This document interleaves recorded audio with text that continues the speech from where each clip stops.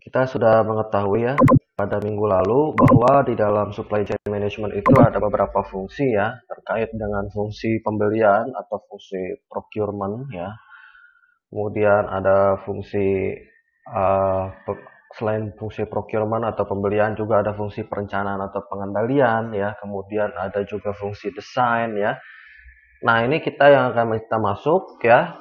Sekarang adalah fungsi perencanaan dan pengendalian ya. Nah, di antara beberapa fungsi, fungsi perencanaan dan pengendalian ini pun sangat penting di dalam supply chain ya. Kenapa? Karena ini terkait dengan pre-produksi ya atau praproduksi sehingga kita harus mempersiapkan dan merencanakan segala sesuatunya dan mengendalikan segala sesuatunya supaya setiap kegiatan yang ada itu bisa terencana dan juga bisa terlaksana dengan baik ya.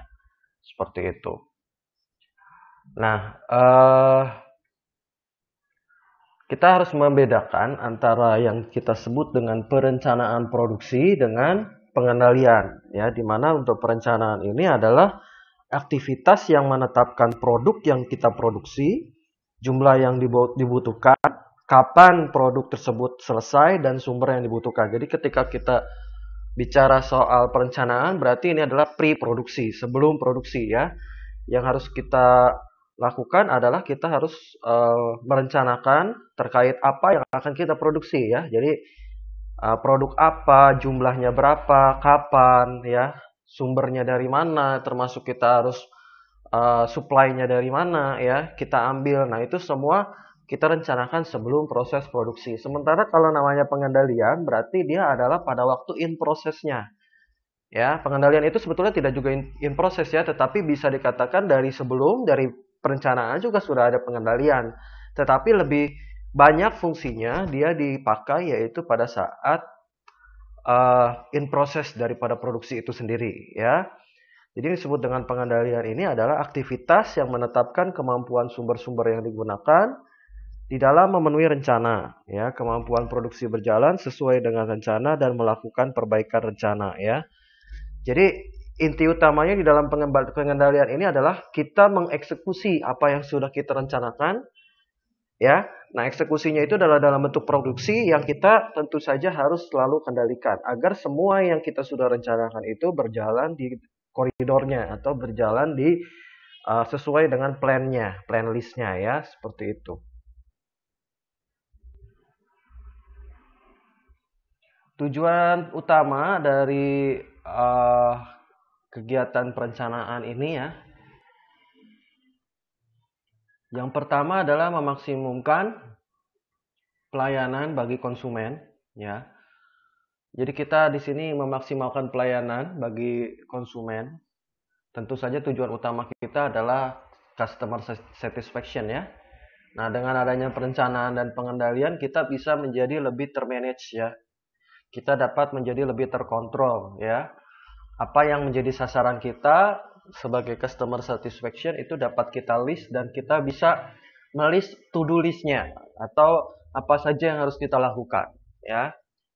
Kemudian yang kedua meminimumkan investasi pada persediaan. Nah, dengan adanya perencanaan, tentu saja kita bisa memperhitungkan terkait dengan kebutuhan persediaan kita. Jadi kebutuhan persediaan kita ini tidak bisa kita over, tetapi juga tidak bisa lower ya, gitu. Jadi harus pas ya, seperti yang sudah saya jelaskan sebelumnya. Kalau persediaan kita terlalu banyak, maka akan berdampak pada kualitas persediaan. Tapi kalau persediaan kita terlalu sedikit, maka tentu saja akan berdampak kepada lack of lack of material ya. Kita akan kekurangan ya. Dan kita akan kemungkinan kehilangan kesempatan untuk kita bisa memproduksi ya. Selanjutnya ada perencanaan kapasitas. Ya, di sini berarti kita merencanakan berapa jumlah yang dibutuhkan secara holistik, secara menyeluruh ya. Selanjutnya ada pengesahan produksi dan pengendalian produksi ya. Di sini artinya kita benar-benar mengendalikan setiap proses yang ada dari mulai awal produksi sampai kepada finish ya. Nah, di situ semua tujuan utamanya kita harapkan sesuai dengan perencanaan yang ada. Selanjutnya ada persediaan dan kapasitas ya. Artinya di sini ada kapasitas yang memadai untuk persediaan kita. Selanjutnya penyimpanan dan pergerakan material, peralatan, routing, dan proses planning tentu saja ya.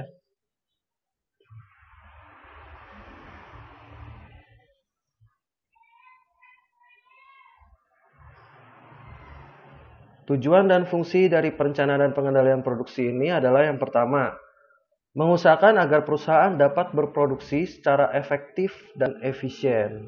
Ya, tentu saja dengan sebuah perencanaan dan pengendalian yang baik, kita akan bisa menjalankan atau merunningkan perusahaan kita ini dengan efektif dan efisien. Selanjutnya, mengusahakan agar perusahaan dapat menggunakan modal, karena kita sangat terencana, otomatis modal yang kita keluarkan untuk persediaan tidak terlalu over ya. Mengusahakan agar pabrik dapat menguasai pasar yang luas ya. Ini adalah tujuan dari ekspansi ya. Dan dapat memperoleh keuntungan yang cukup ya.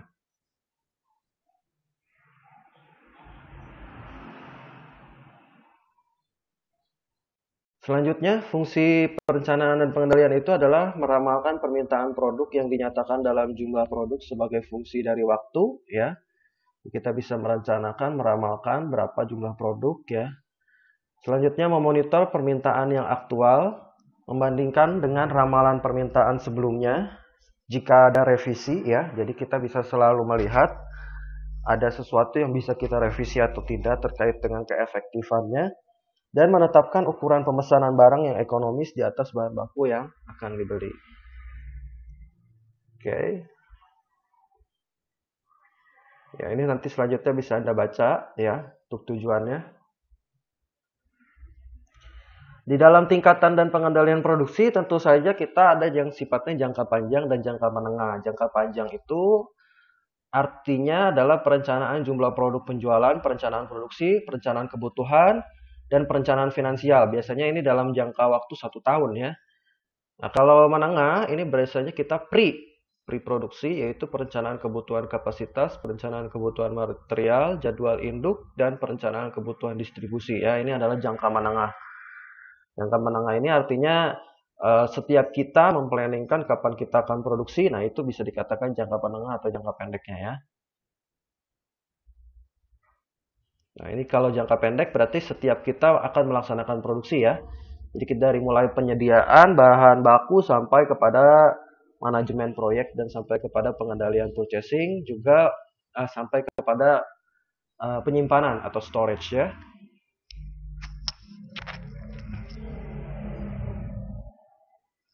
Kegiatan dalam perencanaan pengendalian produksi tentu saja ada peramalan, perencanaan, persediaan yang terkait dengan jenis jumlah waktu ya, tenaga kerja mesin dan fasilitas, penjaminan kualitas dan pengendalian produksi. Nah, sekarang kita lihat apa sih yang kita sebut sebagai sistem manufaktur ya. Nah, sistem manufaktur itu adalah organisasi yang melaksanakan berbagai kegiatan manufaktur yang berhubungan. Jadi inti utamanya adalah kita seperti SCM kemarin konsepnya ya. Jadi sistem manufaktur itu sebenarnya sama dengan SCM. Mereka adalah satu definisi lah ya. Intinya kita bagaimana mengatur suatu fungsi, baik itu yang sifatnya eksternal maupun internal, ya. Dan kita harus selalu menyesuaikan dengan waktu produksi, ongkos dan utilitas mesin. Kita tidak bisa push ya, baik itu secara produksi, ongkos ataupun utilitas mesin. Kita tidak bisa push, tapi kita harus bisa menyesuaikan dengan kemampuan yang ada.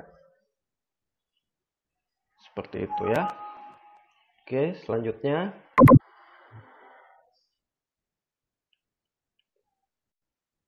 Nah, ini yang terpenting ya. Di dalam sistem manufaktur, kita harus tahu tipe produksinya apa. Ada yang make to stock, ada assemble to order, make to order, dan engineering to order ya.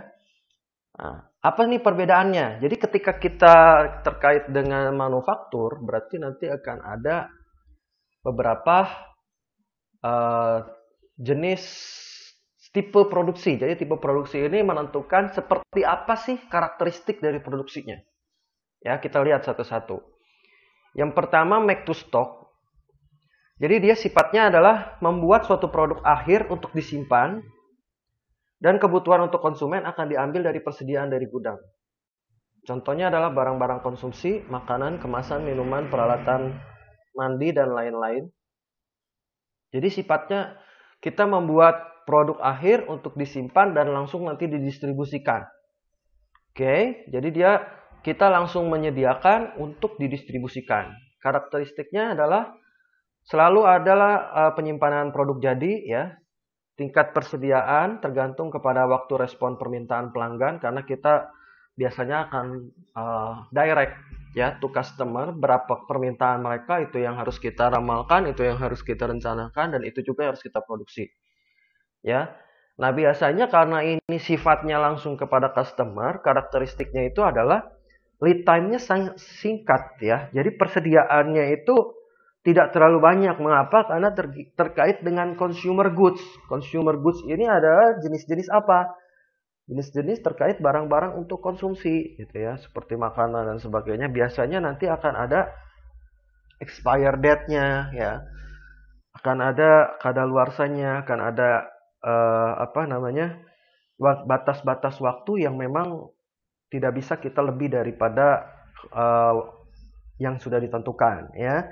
Selanjutnya, kebanyakan perusahaan make to stock intensif pada modal yang diperlukan. Jadi make to stock ini biasanya lebih sangat memperhatikan modal karena terkait dengan barang yang jangka pendek ya, maka dia harus selalu memperhatikan seperti apa modalnya. Kemudian pelanggan perusahaan make to stock tidak bersedia menunggu lama untuk mendapatkan produk yang mereka butuhkan ya. Nah, ini ya terkait jangka pendek. Jadwal produksi diatur oleh permintaan, dan bagian sales itu harus selalu terkait dengan proses produksi ya, atau dengan ordernya. Karena biasanya kita akan langsung mendapati berapa jumlah yang harus kita produksi itu dari departemen marketing ya.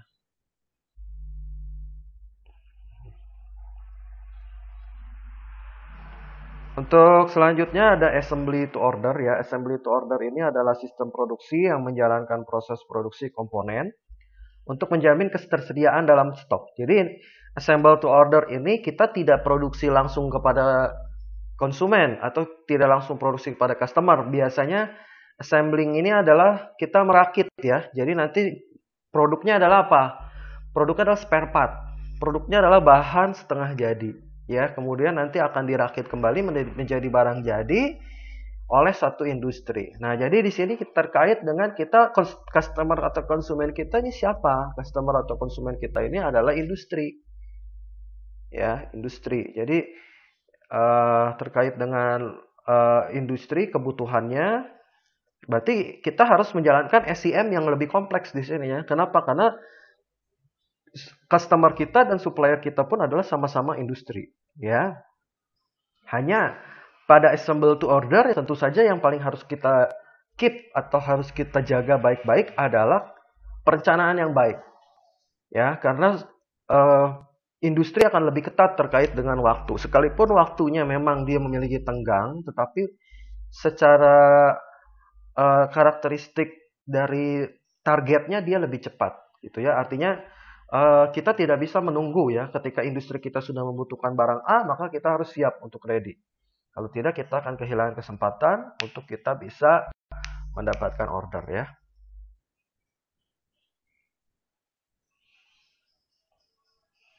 Yang berikutnya ada make atau purchase to order ya. Nah, sebuah strategi produksi yang biasanya memungkinkan konsumen untuk membeli produk yang disesuaikan dengan spesifikasi mereka.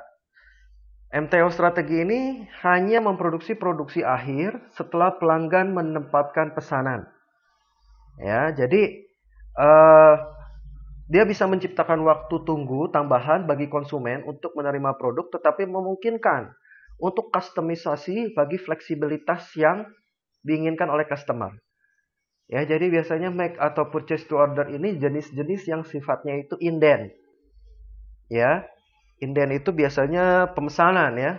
Jadi dia memesan sesuai dengan spesifikasi. Jadi kalau tadi perbedaan dengan assemble itu sudah ada spesifikasi jelas umum, tetapi kalau kita sebut sebagai make atau purchase to order ini artinya kita itu adalah berdasarkan spesifikasi tertentu ya karakteristiknya khusus. Ya, contohnya ada pengecoran logam, terus juga misalkan ada spare part tertentu yang memang spesifikasinya khusus gitu ya, tidak sama dengan lain. Jadi kita hanya menerima order berdasarkan spesifikasi khusus atau karakteristik yang khusus gitu ya. Yang berikutnya adalah ETO atau Engineering to Order ya. Jadi yang disebut dengan ETO ini disebut ETO atau Design to Order. Ini adalah strategi respon pemenuhan permintaan konsumen yang dimulai dari proses perencanaan produk sesuai spesifikasi yang dibutuhkan oleh konsumen hingga produksi dikirimkan ke tangan konsumen. Jadi perusahaan manufacturing yang bersangkutan melakukan proses perancangan desain ya apabila ada permintaan dari pelanggan. Seperti itu ya. Jadi engineering to order juga hampir sama seperti tadi, hanya perbedaannya biasanya engineering to order ini dia lebih ke arah industri khusus. Ya, kalau kita lihat di sini contohnya seperti jembatan, adanya produk-produk militer, pesawat terbang, ya, peralatan khusus industri dan gedung, ya. Nah, seperti itu. Nah, kalau kita lihat di sini ya, secara grafiknya atau secara tabelnya,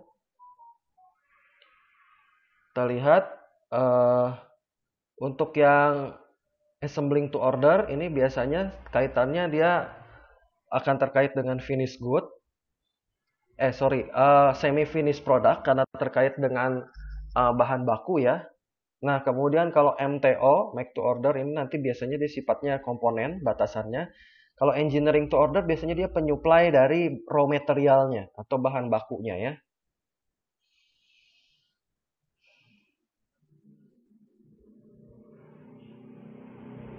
Nah, karakteristik berbagai sistem manufaktur untuk yang MTS itu biasanya produk-produk standar ya. Kalau ATO itu assemble to order itu keluarga produk yang tertentu, jadi spesifikasi khusus. MTO tidak punya produk tertentu. Kalau ETO itu adalah customized total ya. Nah, ini bisa Anda lihat, nanti bisa Anda pahami ya karakteristiknya, kebutuhannya ada yang bisa diramalkan, ada yang tidak. Kalau dapat diramalkan berarti kita sudah bisa dapat dari departemen marketing ya, seperti itu. Kapasitas dapat direncanakan dan yang ETO tidak dapat direncanakan. Untuk yang MTS tidak penting bagi pelanggan. Untuk yang ATO itu sangat penting ya. Untuk MTO juga sangat penting, untuk yang ETO itu sangat penting. Kunci daripada persaingan untuk yang MTS itu adalah logistik, untuk yang ATO itu adalah perakitan akhir, untuk yang MTO ini adalah fabrikasi, dan ETO ini adalah seluruh proses. Untuk kompleks dari operasionalnya distribusi ya. Kalau ATO-nya perakitan, MTO-nya manufaktur komponen, engineering itu ya engineering ya. Nah, ini bisa Anda lihat kembali ya. Nah, ada yang sifatnya MTO itu ada yang sifatnya repetitif dan ada yang non repetitif. Yang kita sebut dengan repetitif itu berarti selalu berulang ya. Nah, kalau yang non repetitif itu berarti hanya untuk jangka panjang. Seperti itu. Yang biasanya dilakukan dengan meningkatkan efisiensi setup. Jadi karena kita untuk jangka panjang pemesanannya biasanya perencanaannya pun akan jangka panjang ya. Seperti itu.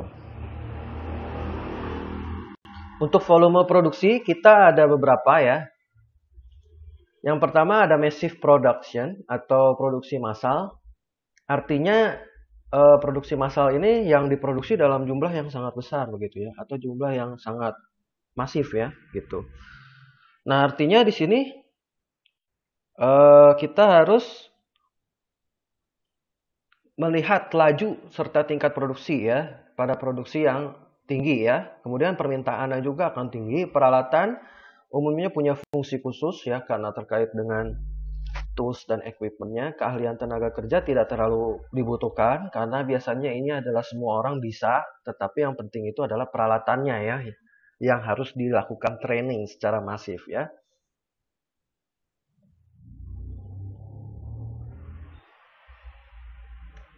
Untuk production batch Ini adalah sifatnya load produksinya medium. Tujuannya adalah untuk memenuhi kebutuhan konsumen terhadap produk-produk yang dibutuhkan secara kontinu.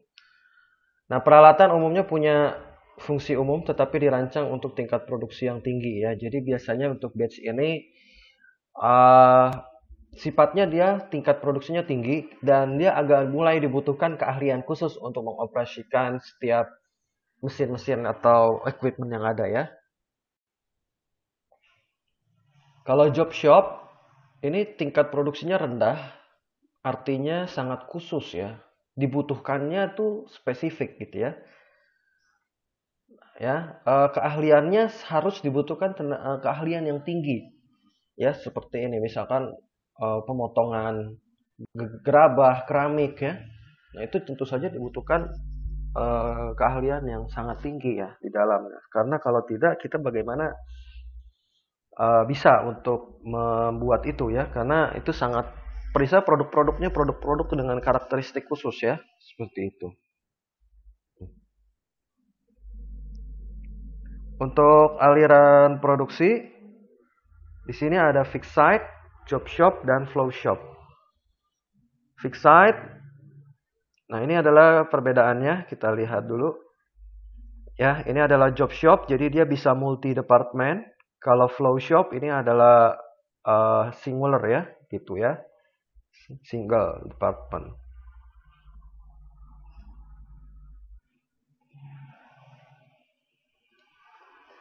Oke, nanti ini bisa Anda perhatikan untuk karakteristik secara prosesnya terkait dengan kelebihan, variasi, implikasi, permesinan, dan strateginya ya. Untuk tata letak atau layout, kita bisa lihat ada beberapa ya. Yang pertama, tata letak yang mengikuti keberadaan suatu produk ya. Contohnya seperti pesawat terbang, kita tidak mungkin meletakkan pada suatu storage tertentu karena akan sangat mengurangi mobilitas atau mengurangi tingkat kecepatan perpindahannya gitu ya. Maka kita harus tempatkan pada tempat-tempat yang strategis seperti itu ya. Ada yang menggunakan storage, tapi storage-nya ini adalah storage yang per departemen ya. Jadi di setiap departemen dia menyediakan persediaan tertentu ya. Untuk yang selanjutnya ada yang sifatnya dia itu satu jadi satu ya. Jadi raw material, kemudian semi finish good sampai ke finish good dia jadi satu, hanya dipisah oleh sekat-sekat tertentu saja gitu. Ini adalah tipe-tipe dari tata letak pabrik ya. Seperti itu. Inti utamanya setiap sistem produksi dia perencanaannya akan berbeda-beda ya. Tipikal perencanaan dan pengendaliannya akan berbeda-beda. Setiap jenis sistem manufaktur punya kelebihan dan keunggulan tersendiri, dan juga punya kekurangan tersendiri ya. Perencanaan pengendalian produksi bertujuan agar aktivitas produksi berjalan seefektif dan seefisien mungkin. Sistem manufaktur mempunyai pengertian yang lebih luas daripada sistem produksi, karena tadi sistem manufaktur berarti terkait dengan SCM atau supply chain management ya, seperti itu. Itu kesimpulan kita untuk materi tentang perencanaan dan pengendalian ya. Silahkan kalau ada pertanyaan terkait dengan fungsi perencanaan dan pengendalian, saya persilahkan.